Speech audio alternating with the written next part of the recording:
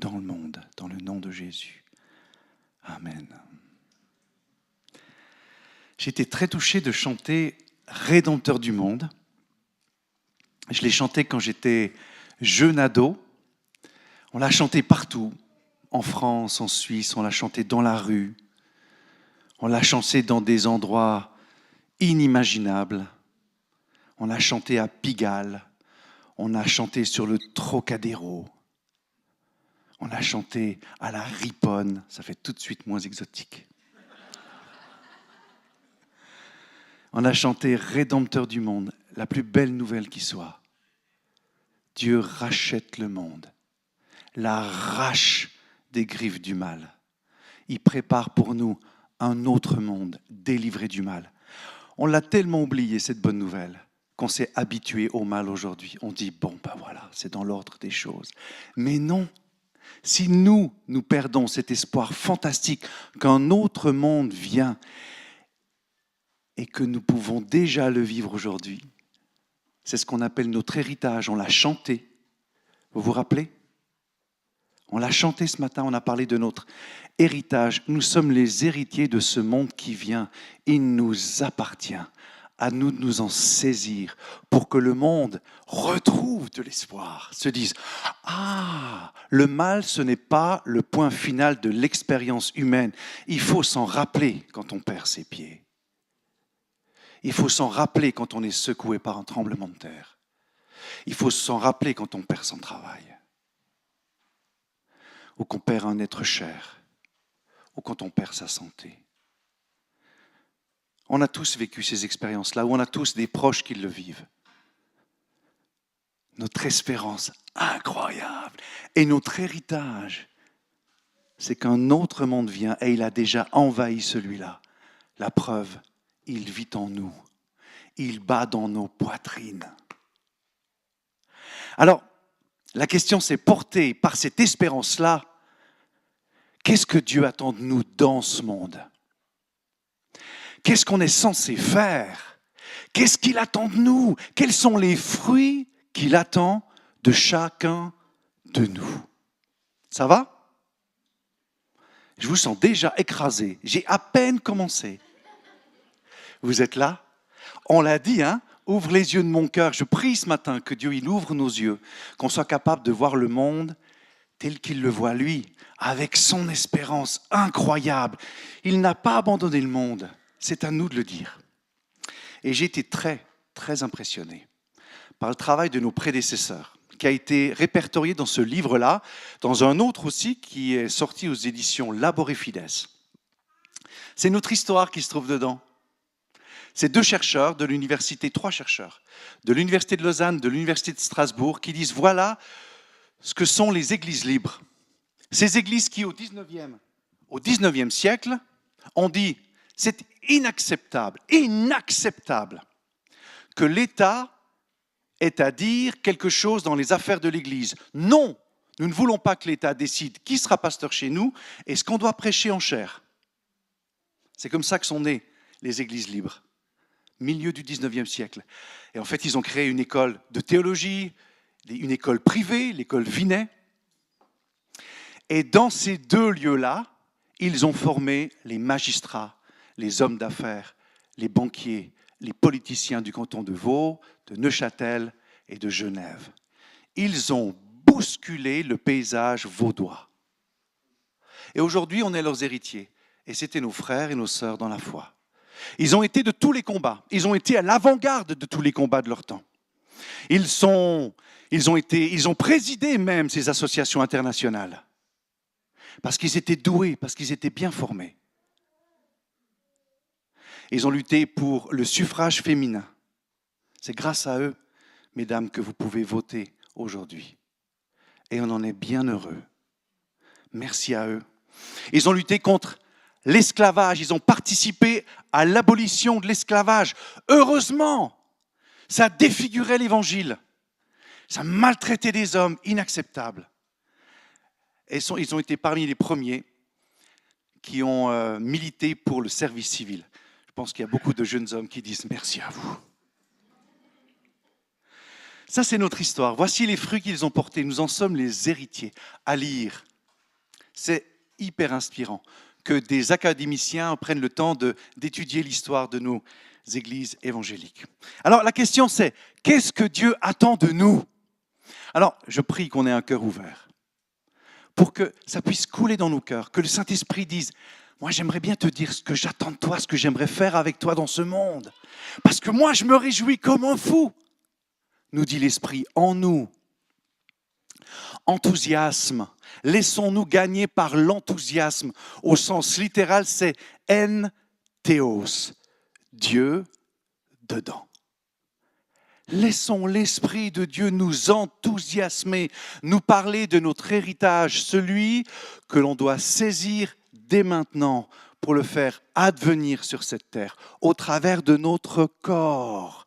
L'Esprit en nous utilise notre corps comme son corps pour réaliser ce royaume dès aujourd'hui, pour que vous et moi nous entrions dans notre héritage, la chose pour laquelle nous sommes faits. Ça va? Alors, je vous propose qu'on ouvre nos Bibles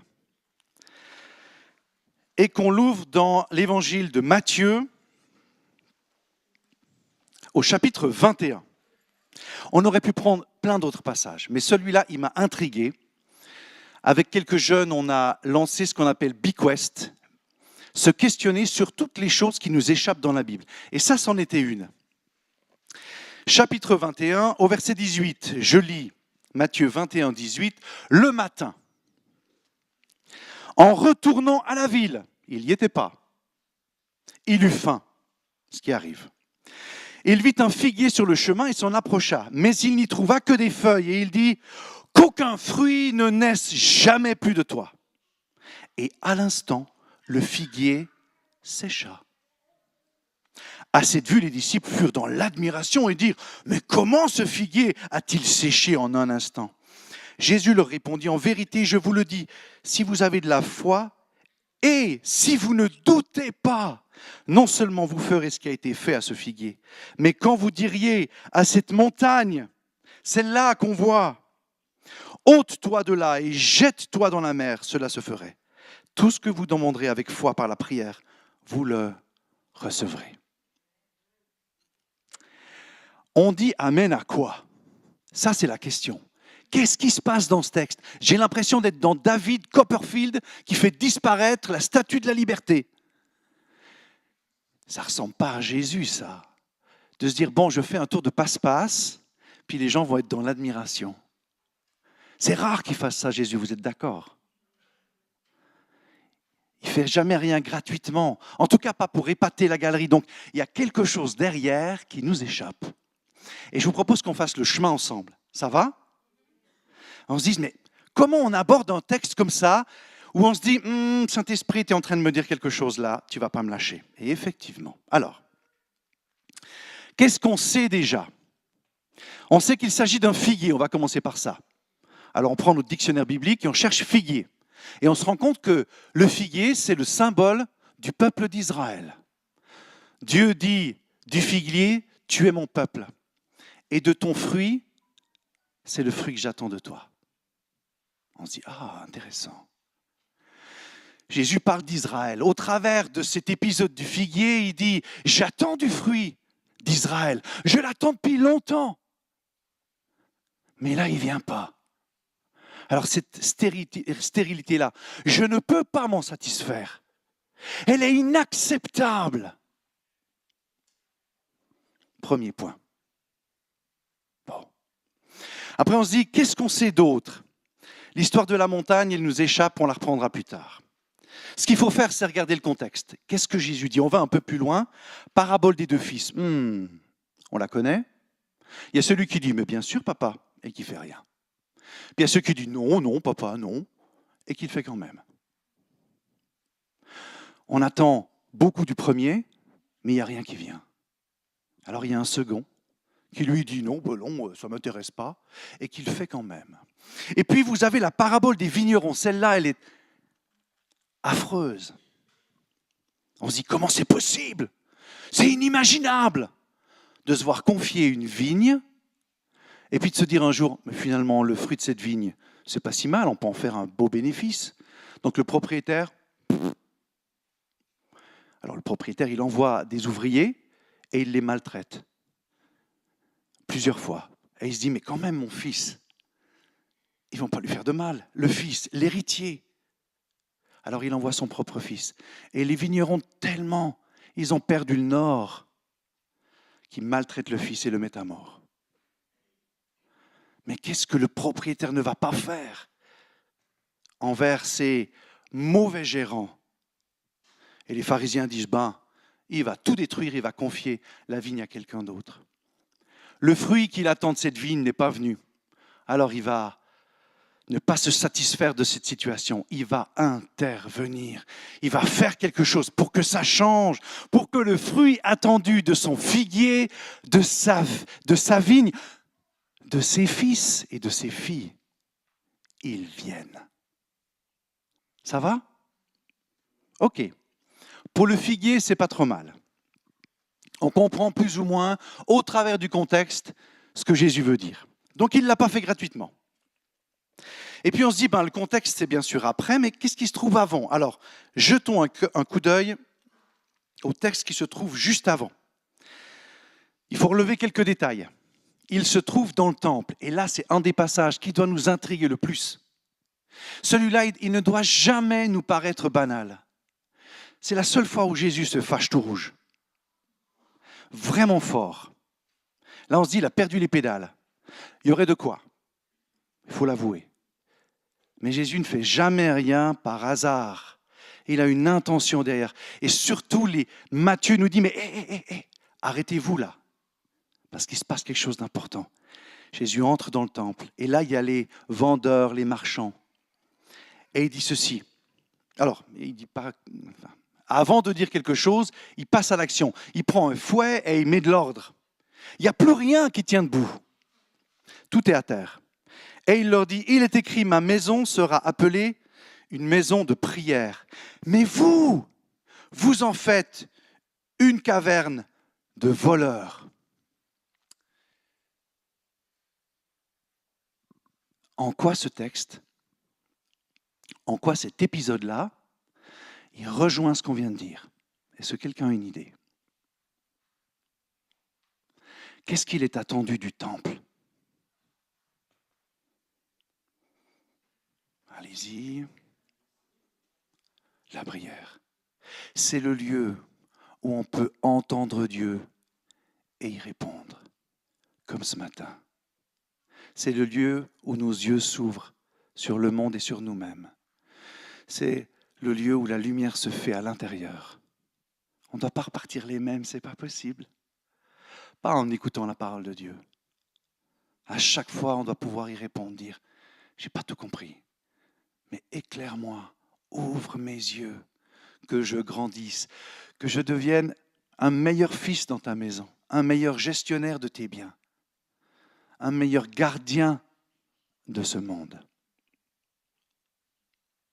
Le lieu de la prière, le lieu où on entend la parole de Dieu avec suffisamment de silence, parce qu'il y a du bruit tout le temps, partout, y compris à l'intérieur. Et ce bruit-là, si on ne fait rien, il va nous envahir. Le temple comme le lieu où Dieu nous attend. Et il attend nos cœurs. Et il attend de pouvoir nous parler. Et non seulement il attend de pouvoir nous parler, mais Jésus dit, une fois que vous m'avez entendu, qu'est-ce que vous êtes censé faire? Vous êtes censé mettre en pratique. C'est littéralement, c'est dire, rendez cette parole réelle. Parce que c'est qu'une parole, ça ne pourrait être que du vent. Non, c'est du souffle. Cette parole-là, elle est censée devenir réelle dans ce monde. Et comment le faire sinon au travers de notre corps que Dieu a racheté pour que cette parole ne soit plus défigurée quand elle est mise en œuvre. Quand Dieu parle, c'est qu'il a un projet pour ce monde au travers de nous. Dieu sauve le monde au travers de chacun de nous. Pas uniquement pour ce monde à venir, mais pour le monde présent. Ça, c'est notre héritage. Quand cette parole nous rejoint, le but de cette parole, c'est qu'elle devienne réelle dans ce monde. Et la seule chose qui nous est utile pour la mettre en œuvre, pour qu'elle soit concrète, que les gens puissent la voir, la toucher, la sentir, c'est qu'on la rende réelle au travers du corps. C'est pour ça que pour un juif, le monde d'après ne les intéresse pas. L'Ancien Testament, vous trouvez très peu de passages sur le monde d'après ou sur le monde des morts, parce que quand on est mort, on n'a plus son corps. On ne peut plus mettre en œuvre cette parole qui nous est donnée dans le temple, qui est devenu notre propre corps. Vous voyez les liens? Non. Si, quand même, un peu. Ça, c'est clair. Bon, on a quelques éléments en main. Mais pourquoi une caverne de voleurs, de brigands, de mécréants? Alors là, on se dit, comment ça va? Comment je vais m'éclairer dans cette situation? Alors, il se trouve que la plupart du temps, quand vous avez une parole comme ça, elle figure quelque part dans l'Ancien Testament. Ça va? Alors, on va vérifier. Est-ce que quelqu'un, dans les petites notes à côté du passage, c'est très utile, est-ce qu'il y a une référence dans l'Ancien Testament?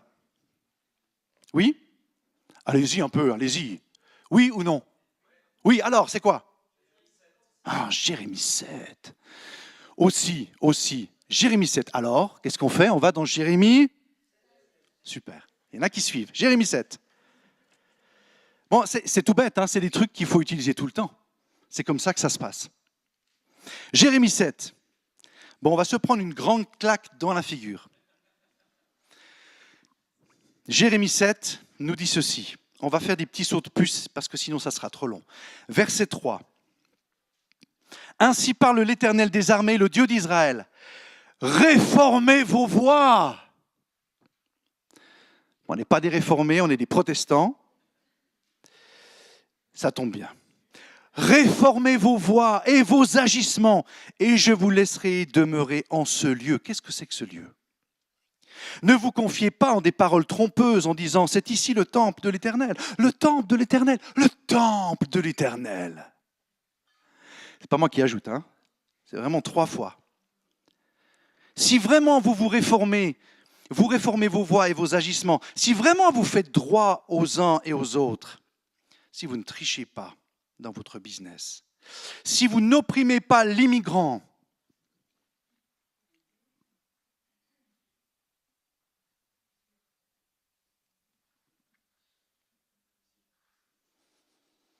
ni l'orphelin,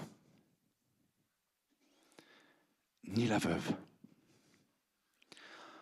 Autrement dit, dans tout l'Ancien Testament, dans tout le Nouveau Testament, ces 3 figures-là, c'est la figure du petit, de celui qui est humble, de celui que vous et moi, nous devons devenir. Celui qui n'attend plus rien de ce monde, parce qu'il est hors du filet social, et il attend tout de cet autre monde qui vient. Si vous ne faites pas droit à ces gens-là, si vous ne répandez pas en ce lieu le sang innocent, et si vous ne vous ralliez pas à d'autres dieux, pour votre malheur, ne vous laissez pas asservir par d'autres dieux. C'est notre prière quotidienne. Ne nous soumets pas à ce qui nous tente. Ne permets pas qu'on soit soumis à nos ennemis, à nos idoles. Délivre-nous du mal. Par pitié, ne nous livre pas à nos idoles. En d'autres termes, ne nous envoie pas en exil. Alors, je vous laisserai demeurer en ce lieu, dans le pays que j'ai donné à vos pères, qui est votre héritage, en d'autres termes, d'éternité en éternité. Mais voici que vous vous confiez en des paroles trompeuses qui ne servent à rien. Quoi? Voler, commettre des meurtres et des adultères, faire de faux serments, offrir de l'encens à Baal, vous rallier à d'autres dieux que vous ne connaissez pas. Puis vous venez vous placer devant moi. Toutes ces choses-là, elles se passent dans le quotidien. Dans notre lieu d'habitation, dans notre travail. Dans le lieu où on passe toutes nos journées. Et puis il y a ce moment où on vient le dimanche, le samedi en l'occurrence.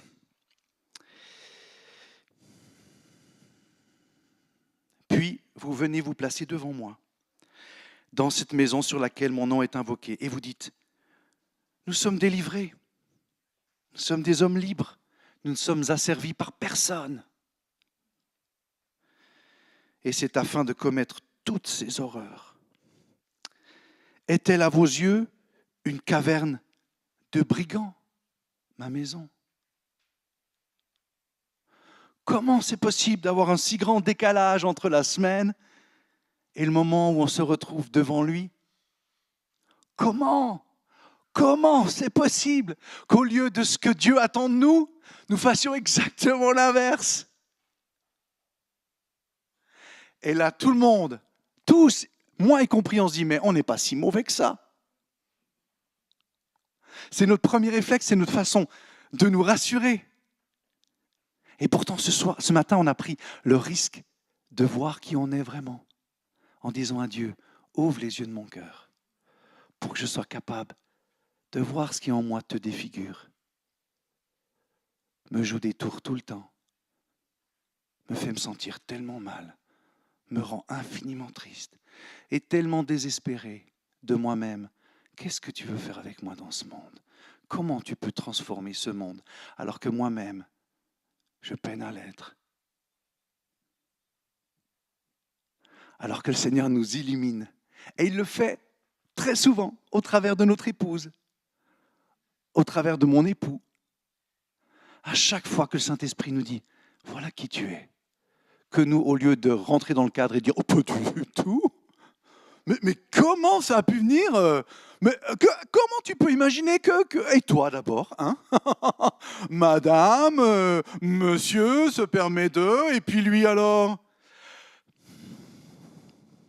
Que d'une manière ou d'une autre, on saisisse toutes ces occasions pour qu'on soit dévoilé à nous-mêmes, pour que jamais on ignore ce qui en nous encore défigure Dieu. Défigure le corps que nous sommes, défigure sa famille et défigure toutes les œuvres que nous pouvons, tous les fruits qui sont mauvais au final. Personne ne peut y reconnaître Dieu, personne ne peut y reconnaître le Créateur. C'est évident pour tout le monde. On se dit non, d'accord, ça sonne bien, mais il y a quelque chose dedans. Il y a un verre dans la pomme, non, ça sonne faux. Parce qu'en nous, le filtre, il est tout sale. Il a besoin d'être nettoyé. Alors à chaque fois que quelqu'un nous fait une remarque, respirons et disons-nous, Saint-Esprit, est-ce que tu es en train de me dire quelque chose? Quelquefois, c'est juste pour nous faire du mal. Alors, ces fois-là que le Saint-Esprit nous inspire en disant, merci beaucoup d'avoir pris autant de mal pour me faire du mal. Et puis d'autres fois, et la plupart du temps c'est le cas, c'est le Saint-Esprit qui nous veut du bien. Verset 15, petit saut de puce, c'est le final. Même le verset 14. Je traiterai la maison sur laquelle mon nom est invoqué, en laquelle vous vous confiez, et le lieu que j'ai donné à vous et à vos pères, de la même manière que j'ai traité Silo. C'est la destruction. Je vous rejetterai loin de ma face, comme j'ai rejeté tous vos frères, toute la descendance d'Éphraïm, le royaume du Nord, qui avait déjà été déporté à cette époque-là. Ils sont partis en exil. Parce que le temple, qui est le cœur de la vie juive, le cœur même du monde, ce cœur-là, il était malade. Il souffrait d'insuffisance cardiaque. Il frôlait la crise cardiaque. Ce cœur qui est censé pulser la vie dans tous les membres du corps, dans tous les membres de la société, qui est censé drainer toutes les toxines vers le poumon ou vers les reins. Ce cœur qui est censé aussi protéger, réparer, qui porte les globules blancs jusqu'aux endroits qui souffrent. Ce cœur qui est censé équilibrer les choses, balancer, réguler la température. Ce cœur-là, il est malade, il ne fait plus son travail. Il va s'éteindre. Et Jésus dit, je ne peux pas m'en satisfaire. Dieu dit, je ne peux pas m'en satisfaire. J'attends de ce cœur qu'il irrigue le monde, qu'il transforme le monde, qu'il fasse venir ici-bas ce monde à venir. Et je le fais au travers de vous, au travers de ce cœur qui bat. Nous sommes devenus ce temple et de nos cœurs, de nos corps doivent jaillir ces fleuves d'eau vive qui apportent la guérison aux nations. la guérison à la terre, la guérison à ceux qui sont petits et qui souffrent, la guérison aux familles. Voilà ce que Dieu veut faire dans son cœur, dans son temple, dans son corps. Et voilà pourquoi il ne peut pas s'en satisfaire. Voilà pourquoi il s'est tellement réjoui de nos frères et de nos sœurs du 19e siècle. Voilà pourquoi il a ouvert un chemin extraordinaire pour eux. Jusqu'au moment où, au tournant du 20e siècle, le communisme a débarqué.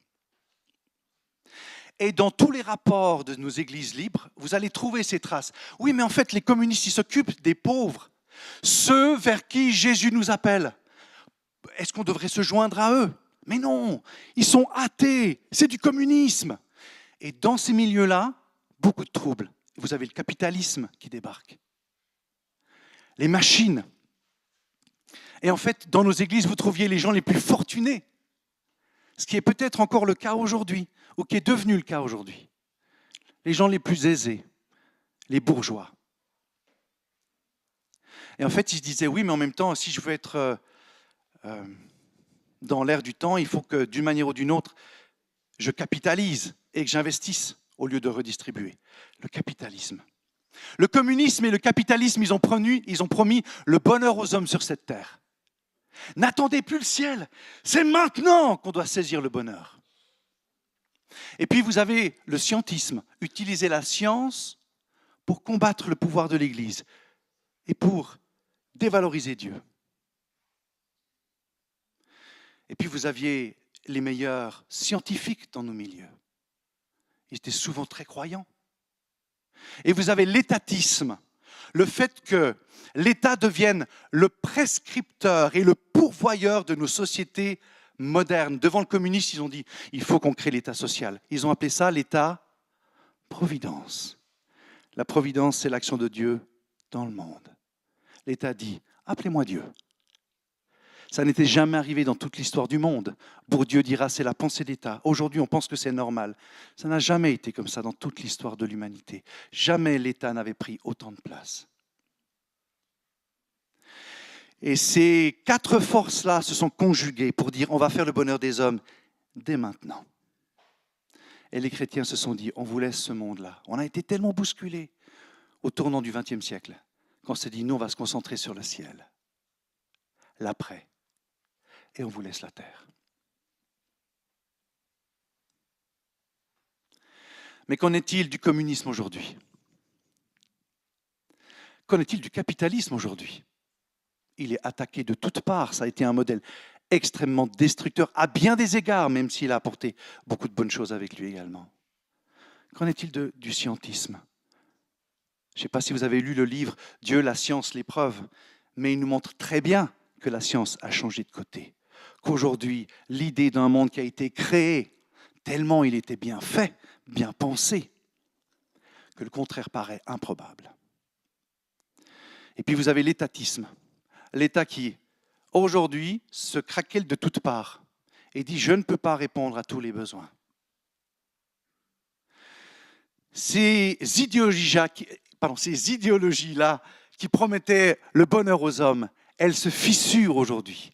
Est-ce que pour vous et pour moi, ce n'est pas le moment de retrouver le chemin de la société, pas pour la dominer? Vous avez vu comme moi les 3 émissions d'Arte sur les évangéliques à la conquête du monde. Ce n'est pas le pouvoir qu'on cherche. On sait bien, vous et moi, qui détient le pouvoir et à qui on obéit. On ne peut faire obéir personne, sinon volontairement. Personne ne se soumettra à Dieu en les forçant. Mais Jésus nous a ouvert la voie. Il a dit, les fruits que vous allez porter dans le monde, ils vont nourrir le monde. Ils vont enchanter ce monde. Ils vont les amener vers moi. Revenons à notre texte de Matthieu. Et on termine avec une histoire. Donc, le figuier, on comprend, Dieu attend des fruits de nous. Mais ni dans sa vie, ni dans le figuier, ni dans ses fils, ni même dans le temple, Il ne trouve ces fruits-là, au contraire, il ne trouve que des brigands. Mais alors la montagne. Mais pourquoi une montagne? Qu'est-ce qu'elle vient faire là? Et puis la mer. Ah, la mer. Dictionnaire biblique. La mer, le lieu du chaos, du danger, des forces hostiles, comme celle du dragon qui monte de la mer. Ça va? La mer, c'est l'image de l'exil. Quand on est envoyé en exil, on trouve le chaos, le danger, et on est livré aux forces ennemies, hostiles. Cette montagne qui est jetée dans la mer, qu'est-ce que c'est? Jésus revient de Béthanie, 2,5 km de Jérusalem. Mais vous devez passer le mont des Oliviers. Donc Jésus est en chemin, nous dit le texte. Il va vers la ville, vers Jérusalem. En chemin, il trouve le figuier. Peut-être qu'il était sur le mont des Oliviers quand vous êtes là. Quelle est la montagne que vous voyez en face de vous? Le mont du Temple.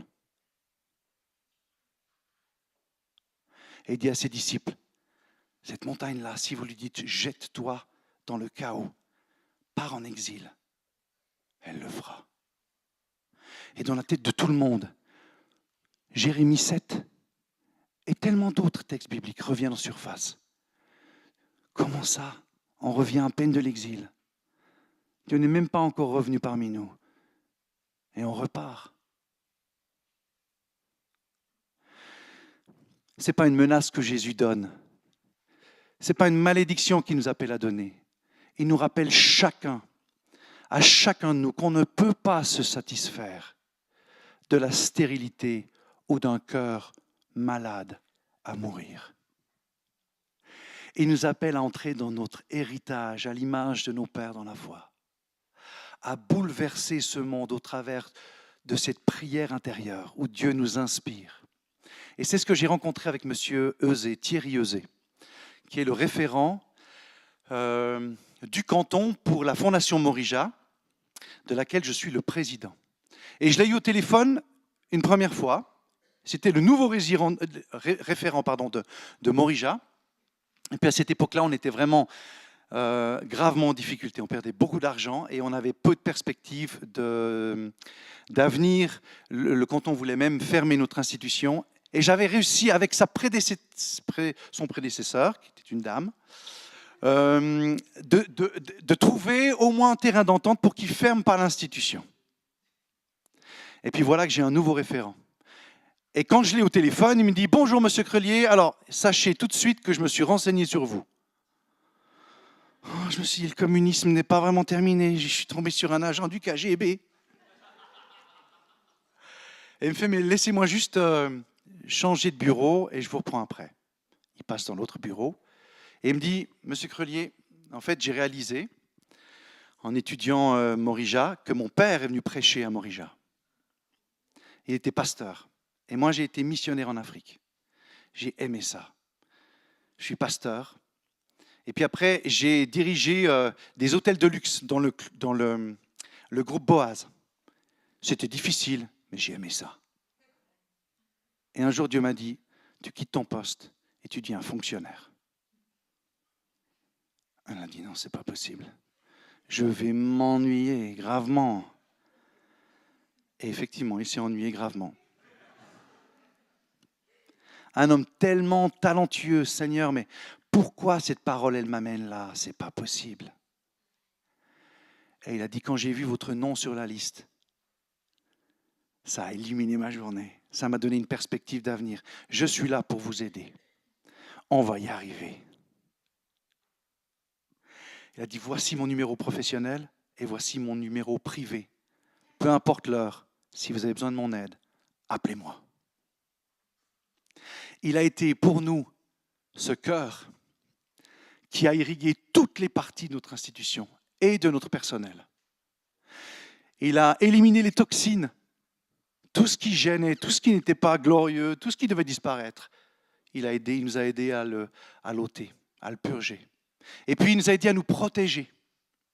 Il a fait ce rôle de cœur. Il nous a amené de l'équilibre dans notre écosystème. Et puis un jour, c'était l'inverse. Il a perdu sa fille d'un cancer de la langue, elle avait 30 ans. Beaucoup trop jeune. Et puis on a eu ce papa quelques mois après. Et puis on lui a posé la question, le directeur de Morija et moi-même, on était les trois. Puis je lui ai dit, alors comment tu vas? Il a dit, je vais pleurer. De tristesse, c'est sûr, mais surtout parce que je suis tellement fier de ma fille jusqu'au bout. Elle a illuminé l'hôpital de cette présence de Dieu. Elle a encouragé ceux qui venaient la voir en disant, mais Dieu, il est là.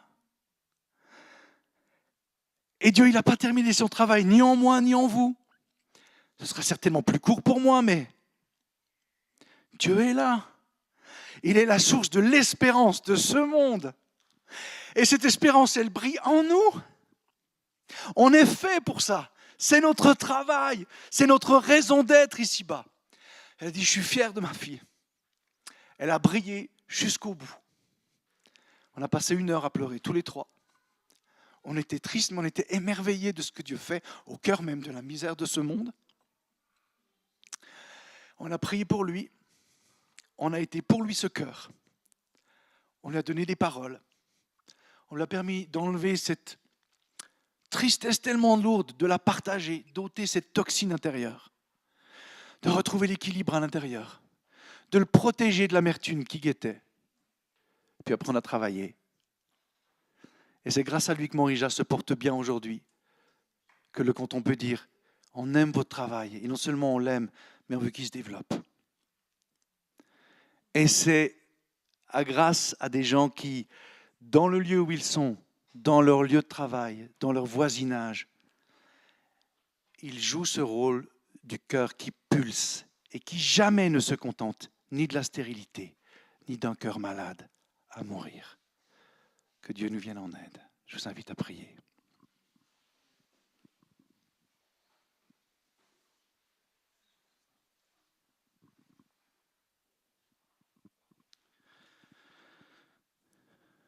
Merci Saint-Esprit de vivre en nous, d'être Dieu lui-même ici-bas.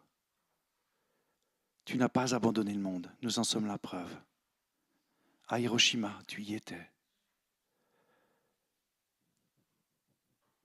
Tu étais même à Auschwitz. Tu étais dans le tremblement de terre en Syrie. Tu étais là dans tous les massacres du monde, dans toutes les persécutions du monde. Parce que dans tous ces lieux, il y avait au moins un chrétien, une chrétienne, qui est la présence même de Dieu sur cette terre, qui est le temple, qui pulse la vie partout où il va. Le lieu de la prière où on peut t'entendre. Et je prie ce matin que tu nous inspires pour notre travail, notre lieu professionnel. Que nous ne nous contentions pas de la stérilité, ni d'un cœur malade, mais que, inspiré par toi, Dieu fait chair, Dieu en nous, nous puissions apporter les réponses dont ce monde a besoin, du moins prendre notre part, y participer. Nous ne sommes pas les seuls. Tu as placé sur cette terre des hommes et des femmes de bonne volonté, brillants, aimants, intelligents. Donne-nous de faire notre part ici-bas, d'être les mains et les pieds du Christ, d'annoncer cette bonne nouvelle pour les plus pauvres, pour les petits en particulier, mais pour tous les autres et pour le cosmos. Tu as tellement aimé le monde, le cosmos, que tu as donné ton Fils. Donne-nous d'être obéissants, d'être ton figuier, ta vigne, ton fils, ta fille, ton temple. Dans le nom de Jésus. Amen.